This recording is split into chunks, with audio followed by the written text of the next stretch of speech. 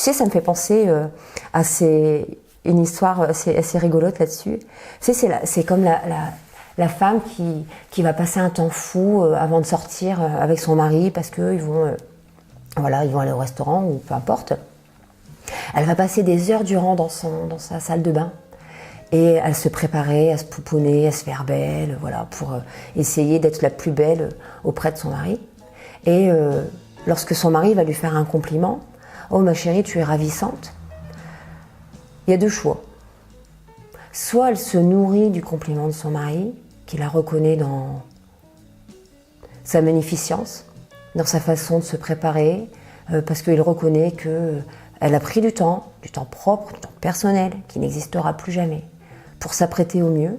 Elle va reconnaître tout ça et elle va se nourrir en fait de ce magnifique compliment. Et donc du coup ça va créer une fabuleuse synergie entre cet homme et cette femme, une interaction fabuleuse.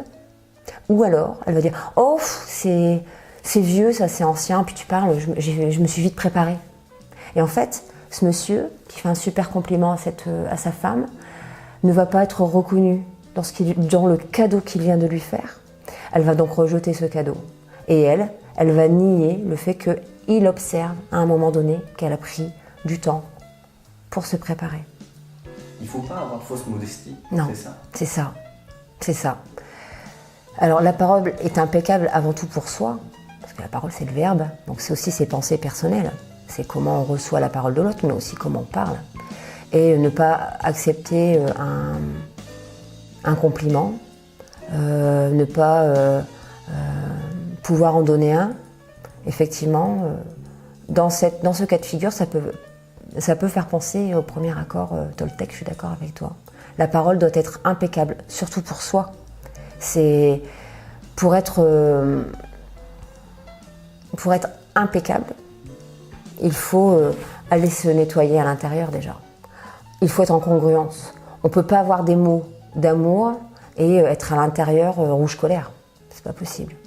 Elle a peut-être voulu, par justement conditionnement, recevoir un compliment, c'est un cadeau et c'est très compliqué à recevoir.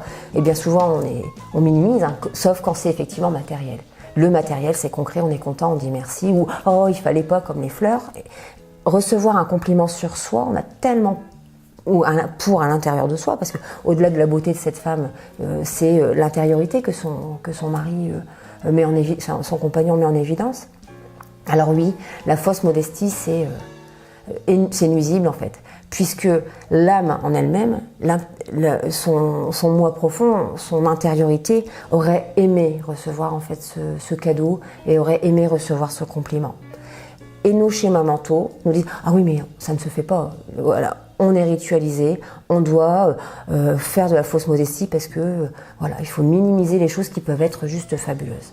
Mais par contre, on peut observer une chose. C'est que si cet homme avait dit « Bah alors, 3 heures dans la salle de bain pour ça », je ne suis pas persuadée qu'elle aurait fait de la fausse modestie, cette dame. Elle aurait laissé son mental, pour le coup, exploser. Donc ça rejoint un peu ce que je disais. On minimise les joies et les plaisirs qu'on peut recevoir, mais par contre, on vient exacerber l'aspect négatif de toute chose.